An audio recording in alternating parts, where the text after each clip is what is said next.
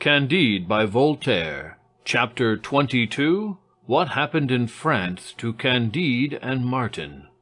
Candide stayed in Bordeaux no longer than was necessary for the selling of a few of the pebbles of Eldorado, and for hiring a good chaise to hold 2 passengers, for he could not travel without his philosopher Martin. He was only vexed at parting with his sheep, which he left to the Bordeaux Academy of Sciences, who set as a subject for that year's prize to find why this sheep's wool was red. And the prize was awarded to a learned man of the North, who demonstrated by A plus B minus C divided by Z that the sheep must be red and die of the rot. Meanwhile, all the travelers whom Candide met in the inns along his route said to him, "We go to Paris." This general eagerness at length gave him, too, a desire to see this capital, and it was not so very great a detour from the road to Venice.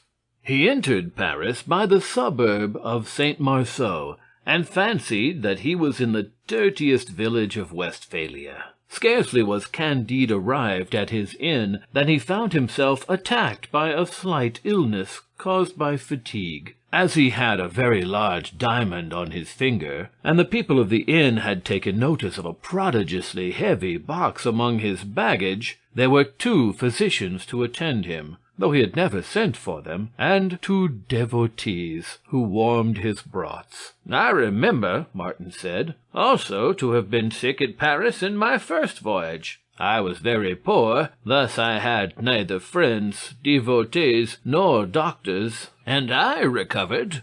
However, what with physic and bleeding, Candide's illness became serious. A parson of the neighborhood came with great meekness to ask for a bill for the other world, payable to the bearer. Candide would do nothing for him, but the devotees assured him it was the new fashion. He answered that he was not a man of fashion. Martin wished to throw the priest out of the window. The priest swore that they would not bury Candide. Martin swore that he would bury the priest if he continued to be troublesome. The quarrel grew heated.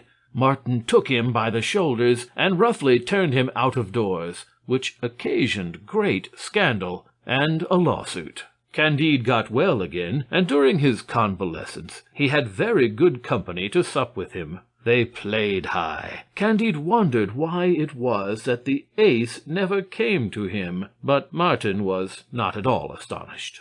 Among those who did him the honors of the town was a little abbé of Perigord, one of those busybodies who are ever alert, officious, forward, fawning, and complacent, who watch for strangers in their passage through the capital, tell them the scandalous history of the town, and offer them pleasure at all prices. He first took Candide and Martin to La Comédie, where they played a new tragedy. Candide happened to be seated near some of the fashionable wits. This did not prevent his shedding tears at the well-acted scenes. One of these critics at his side said to him between the acts, "Your tears are misplaced. That is a shocking actress.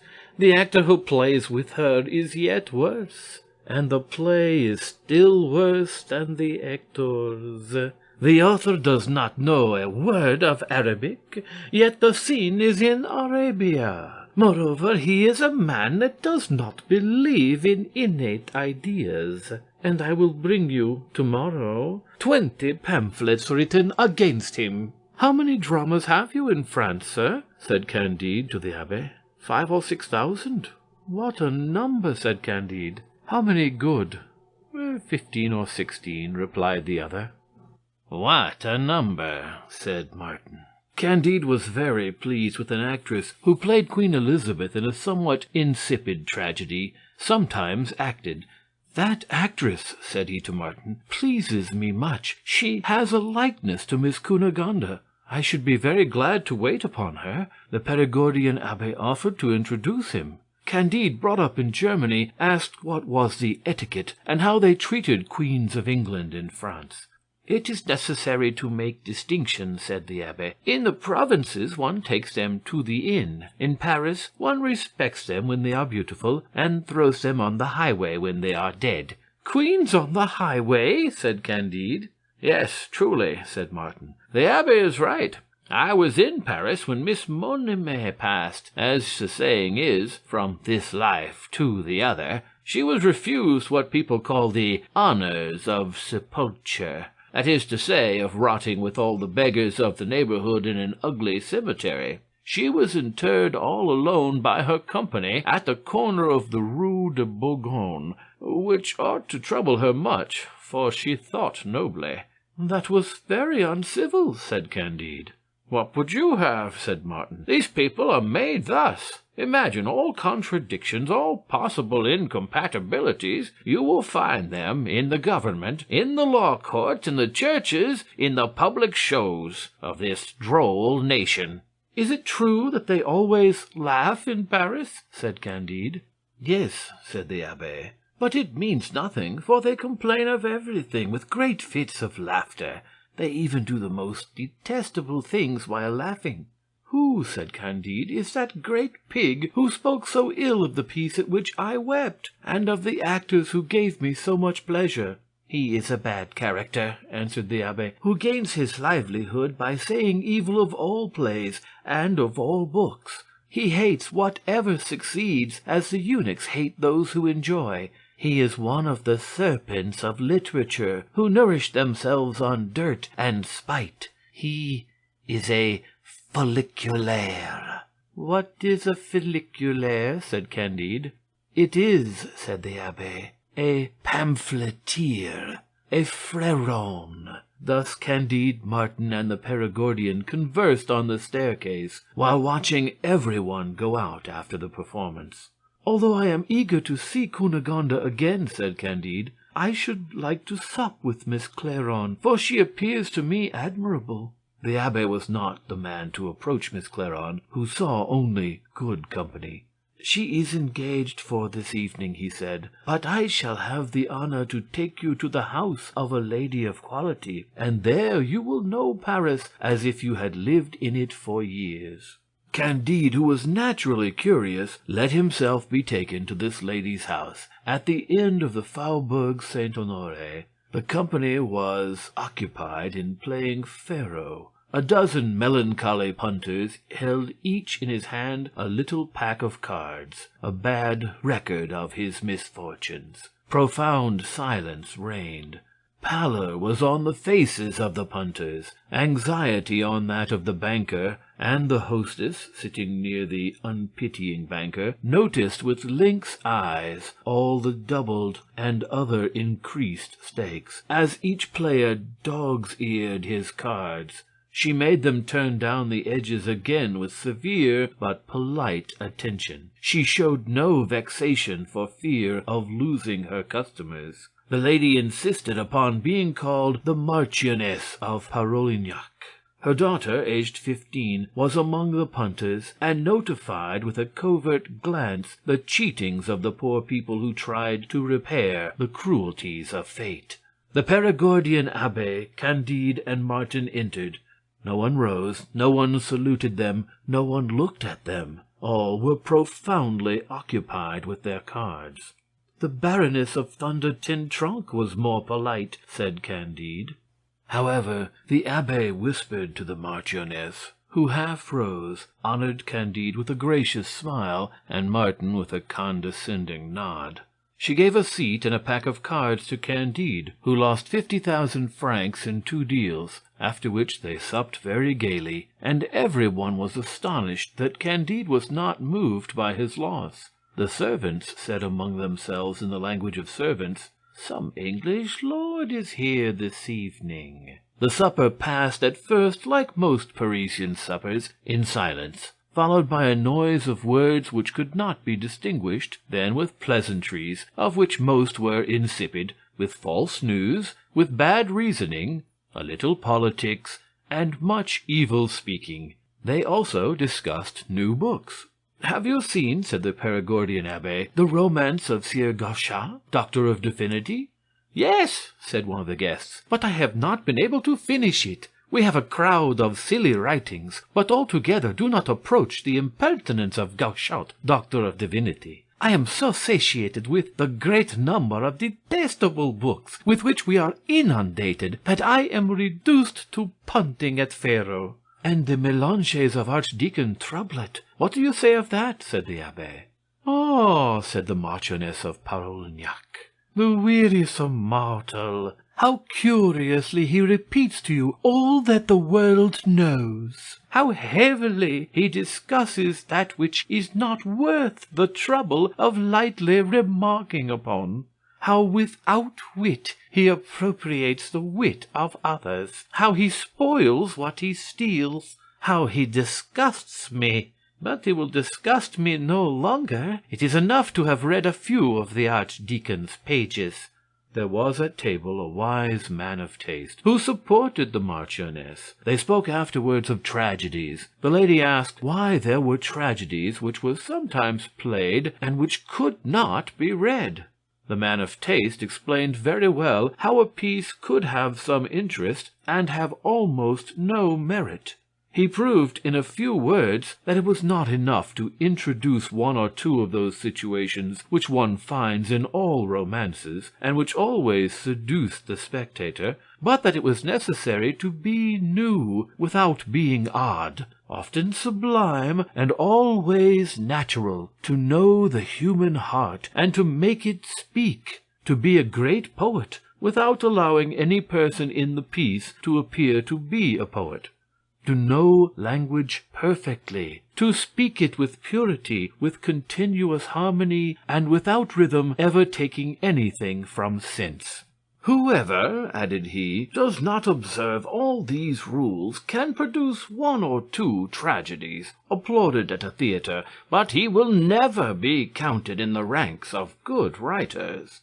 There are very few good tragedies. Some are idyls in dialogue, well written and well rhymed; others political reasonings which lull to sleep, or amplifications which repel; others demoniac dreams in barbarous style, interrupted in sequence with long apostrophes to the gods, because they do not know how to speak to men, with false maxims, with bombastic commonplaces. Candide listened with attention to this discourse, and conceived a great idea of the speaker, and as the Marchioness had taken care to place him beside her, he leaned towards her and took the liberty of asking who was the man who had spoken so well. "He is a scholar," said the lady, "who does not play, whom the Abbé sometimes brings to supper. He is perfectly at home among tragedies and books, and he has written a tragedy which was hissed, and a book of which nothing has ever been seen outside his bookseller's shop, excepting the copy which he dedicated to me." "The great man," said Candide, "he is another Pangloss." Then turning towards him, he said, "Sir, you think doubtless that all is for the best in the moral and physical world, and that nothing could be otherwise than it is." "Aye, sir," answered the scholar, "I know nothing of all that. I find that all goes awry with me, that no one knows either what is his rank, nor what is his condition, what he does, nor what he ought to do, and that, except supper, which is always gay, and where there appears to be enough concord, all the rest of the time is passed in impertinent quarrels. Jansenist against Molinist, Parliament against the Church, men of letters against men of letters, courtesans against courtesans, financiers against the people, wives against husbands, relatives against relatives. It is eternal war." "I have seen the worst," Candide replied. "But a wise man, who since has had the misfortune to be hanged, taught me that all is marvellously well. These are but the shadows on a beautiful picture." "Your hanged man mocked the world," said Martin. "The shadows are horrible blots." "They are men who make the blots," said Candide, "and they cannot be dispensed with." "It is not their fault, then," said Martin. Most of the punters, who understood nothing of this language, drank, and Martin reasoned with the scholar, and Candide related some of his adventures to his hostess. After supper, the Marchioness took Candide into her boudoir, and made him sit upon a sofa. "Ah, well," said she to him, "you love desperately Miss Cunegonde of Thunder Tin Trunk." "Yes, madam," answered Candide. The Marchioness replied to him with a tender smile, "You answer me like a young man from Westphalia. A Frenchman would have said, 'It is true that I have loved Miss Cunegonde, but seeing you, madame, I think I no longer love her.'" "Alas, madame," said Candide, "I will answer you as you wish." "Your passion for her," said the Marchioness, "commenced by picking up her handkerchief. I wish that you would pick up my garter." "With all my heart," said Candide, and he picked it up. "But I wish that you would put it on," said the lady, and Candide put it on. "You see," said she, "you are a foreigner. I sometimes make my Parisian lovers languish for 15 days, but I give myself to you the first night, because one must do the honors of one's country to a young man from Westphalia." The lady, having perceived 2 enormous diamonds upon the hands of the young foreigner, praised them with such good faith that from Candide's fingers they passed to her own.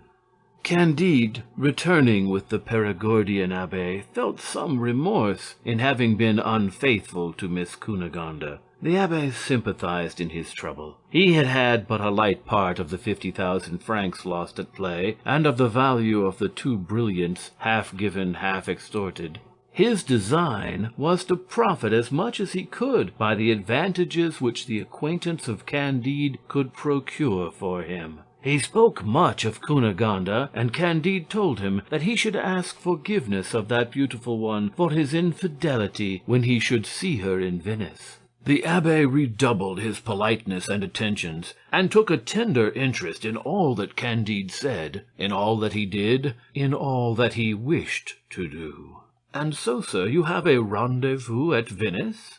"Yes, Monsieur Abbé," answered Candide. "It is absolutely necessary that I go to meet Miss Cunegonde." And then the pleasure of talking of that which he loved induced him to relate, according to his custom, part of his adventures with the fair Westphalian. "I believe," said the Abbé, "that Miss Cunegonde has a great deal of wit, and that she writes charming letters?" "I have never received any from her," said Candide, "for, being expelled from the castle on her account, I had not an opportunity for writing to her. Soon after that I heard she was dead. Then I found her alive. Then I lost her again. And last of all, I sent an express to her 2,500 leagues from here, and I wait for an answer." The Abbé listened attentively, and seemed to be in a brown study. He soon took his leave of the 2 foreigners after a most tender embrace. The following day Candide received, on awaking, a letter couched in these terms: "My very dear love, for 8 days I have been ill in this town. I learn that you are here. I would fly to your arms if I could but move. I was informed of your passage at Bordeaux, where I left faithful Cacambo and the old woman, who are to follow me very soon. The governor of Buenos Aires has taken all, but there remains to me your heart. Come, your presence will either give me life or kill me with pleasure." This charming, this unhoped-for letter transported Candide with an inexpressible joy, and the illness of his dear Cunegonde overwhelmed him with grief. Divided between those 2 passions, he took his gold and his diamonds and hurried away, with Martin, to the hotel where Miss Cunegonde was lodged. He entered her room trembling, his heart palpitating, his voice sobbing. He wished to open the curtains of the bed, and asked for a light. "Take care what you do," said the servant maid. "The light hurts her." And immediately she drew the curtain again. "My dear Cunegonde," said Candide, weeping, "how are you? If you cannot see me, at least speak to me." "She cannot speak," said the maid. The lady then put a plump hand out from the bed, and Candide bathed it with his tears, and afterwards filled it with diamonds, leaving a bag of gold upon the easy-chair. In the midst of these transports in came an officer, followed by the Abbé and a file of soldiers. "There," said he, "are the 2 suspected foreigners," and at the same time he ordered them to be seized and carried to prison. "Travelers are not treated thus in Eldorado," said Candide. "I am more a Manichean now than ever," said Martin. "But pray, sir, where are you going to carry us?" said Candide. "To a dungeon," answered the officer. Martin, having recovered himself a little, judged that the lady who acted the part of Cunegonde was a cheat, that the Perigordian Abbé was a knave who had imposed upon the honest simplicity of Candide, and that the officer was another knave whom they might easily silence. Candide, advised by Martin, and impatient to see the real Cunegonde, rather than expose himself before a court of justice, proposed to the officer to give him 3 small diamonds, each worth about 3,000 pistoles. "Ah, sir," said the man with the ivory baton, "had you committed all the imaginable crimes, you would be to me the most honest man in the world. 3 diamonds! Each worth 3,000 pistoles. Sir, instead of carrying you to jail, I would lose my life to serve you. There are orders for arresting all foreigners, but leave it to me. I have a brother at Dieppe in Normandy. I'll conduct you thither, and if you have a diamond to give him, he'll take as much care of you as I would." "And why," said Candide, "should all foreigners be arrested?" "It is," the Perigordian Abbé then made answer, "because a poor beggar of the country of Aterbete heard some foolish things said. This induced him to commit a parricide, not such as that of 1610 in the month of May, but such as that of 1594 in the month of December, and such as others which have been committed in other years and other months by other poor devils who had heard nonsense spoken." The officer then explained what the Abbé meant. "Ah, the monsters!" cried Candide. "What horrors among a people who dance and sing! Is there no way of getting quickly out of this country where monkeys provoke tigers? I have seen no bears in my country, but men I have beheld nowhere except in Eldorado. In the name of God, sir, conduct me to Venice, where I am to await Miss Cunegonde." "I can conduct you no further than Lower Normandy," said the officer. Immediately he ordered his irons to be struck off, acknowledged himself mistaken, sent away his men, set out with Candide and Martin for Dieppe, and left them in the care of his brother. There was then a small Dutch ship in the harbor.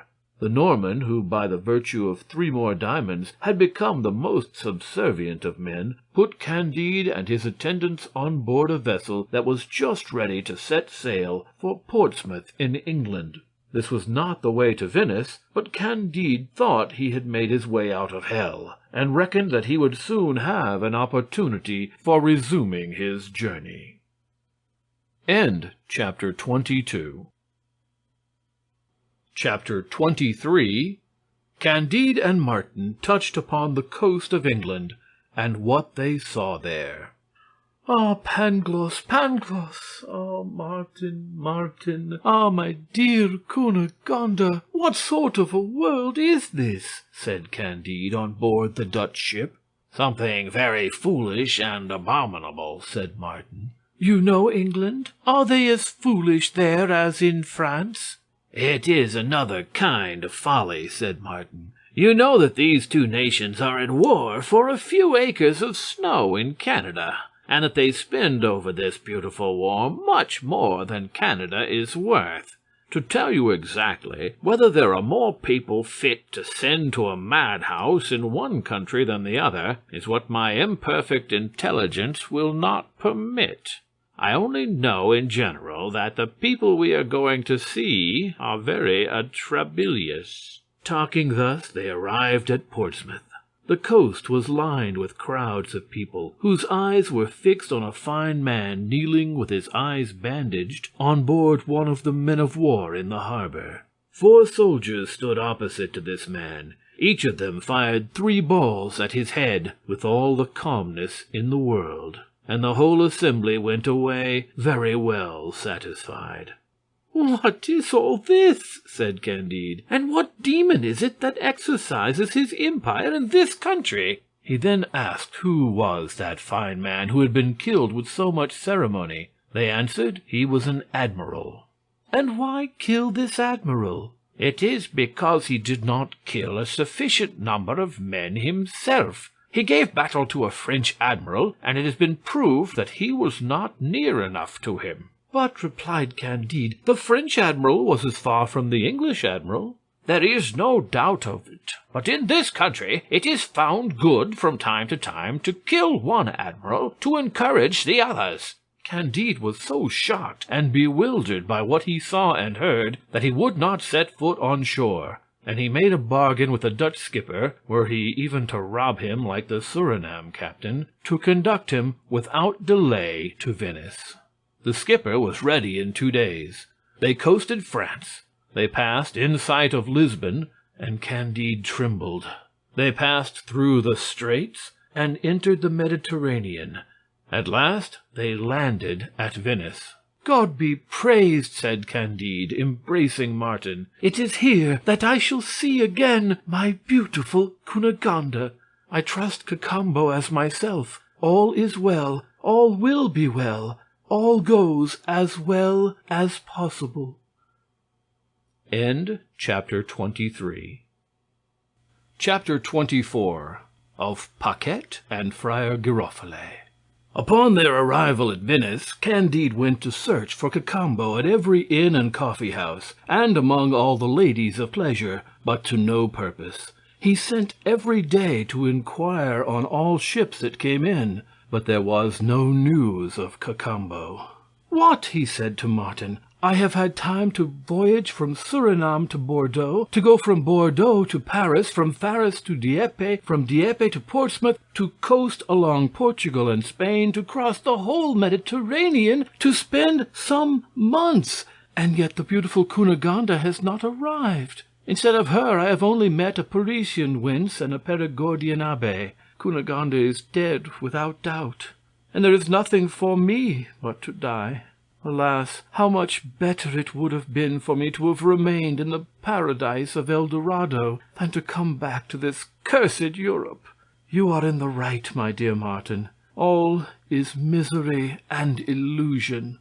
He fell into a deep melancholy, and neither went to see the opera nor any of the other diversions of the carnival. Nay, he was proof against the temptations of all the ladies. "You are in truth very simple," said Martin to him, "if you imagine that a mongrel valet who has 5 or 6 million in his pocket will go to the other end of the world to seek your mistress and bring her to you to Venice.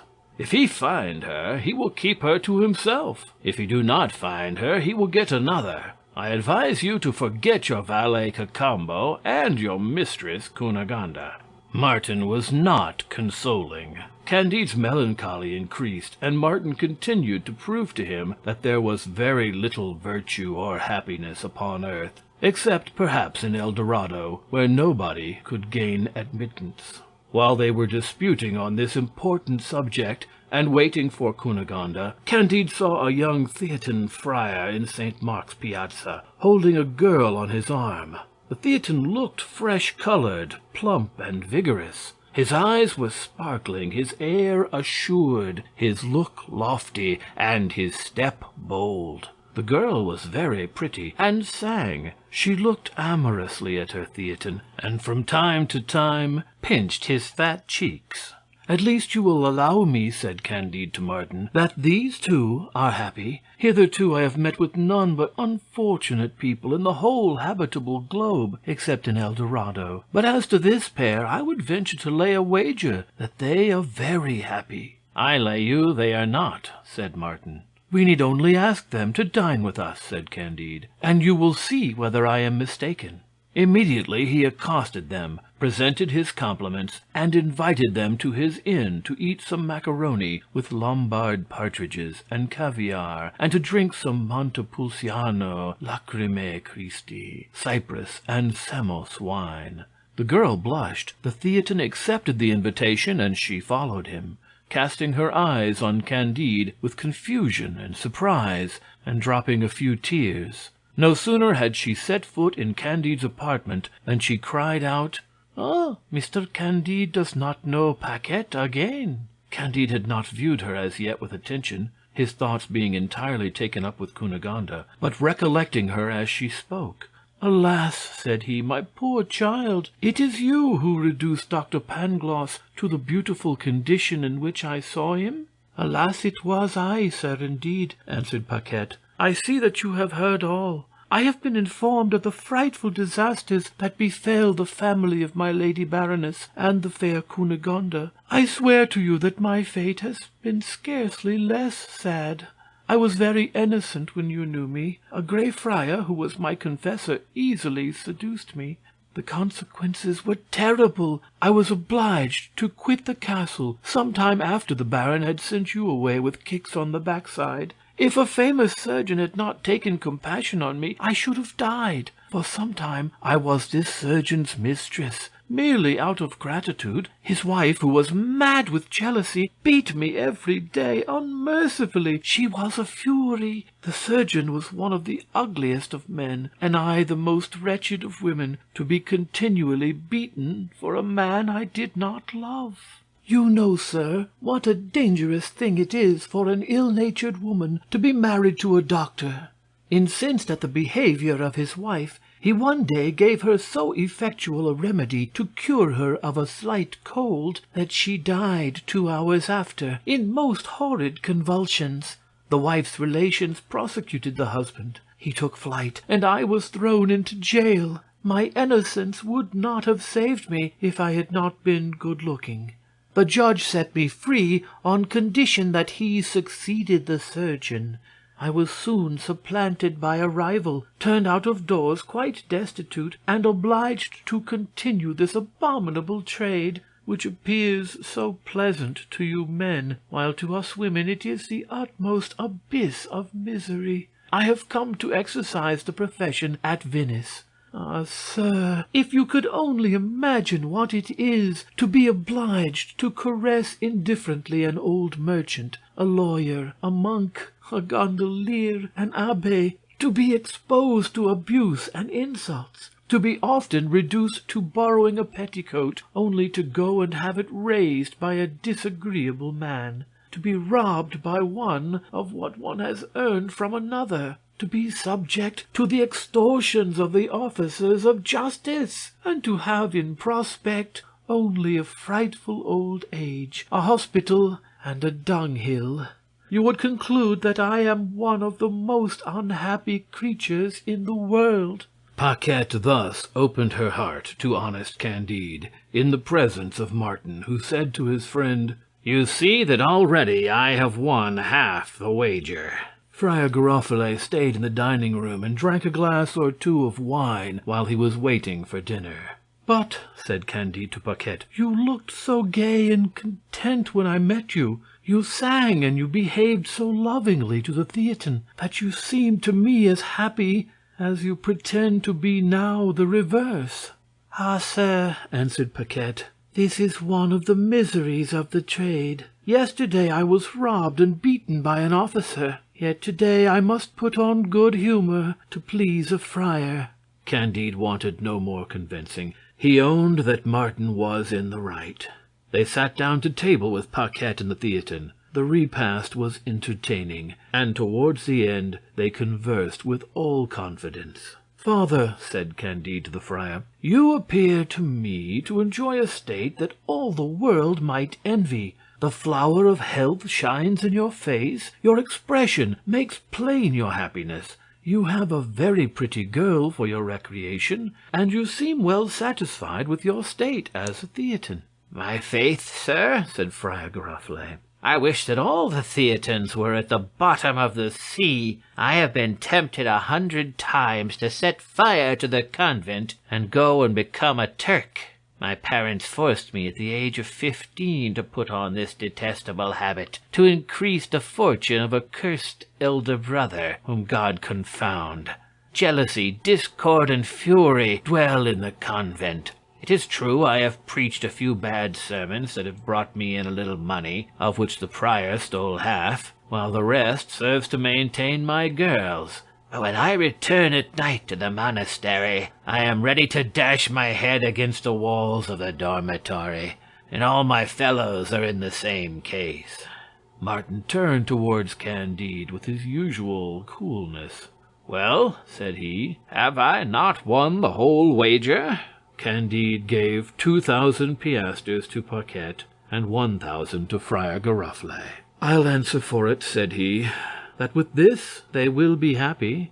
"I do not believe it at all," said Martin. "You will, perhaps, with these piastres, only render them the more unhappy." "Let that be as it may," said Candide. "But one thing consoles me. I see that we often meet with those whom we expected never to see more, so that perhaps, as I have found my red sheep and Paquette, it may well be that I shall also find Cunegonde." "I wish," said Martin, "she may one day make you very happy, but I doubt it very much." "You are very hard of belief," said Candide. "I have lived," said Martin. "You see those gondoliers," said Candide. "Are they not perpetually singing?" "You do not see them," said Martin, "at home with their wives and brats. The Doge has his troubles, the gondoliers have theirs. It is true that, all things considered, the life of a gondolier is preferable to that of a Doge, but I believe the difference to be so trifling that it is not worth the trouble of examining." "People talk," said Candide, "of the Senator Pococurante, who lives in that fine palace on the Brenta, where he entertains foreigners in the politest manner. They pretend that this man has never felt any uneasiness." "I should be glad to see such a rarity," said Martin. Candide immediately sent to ask the Lord Pococurante permission to wait upon him the next day. Chapter 24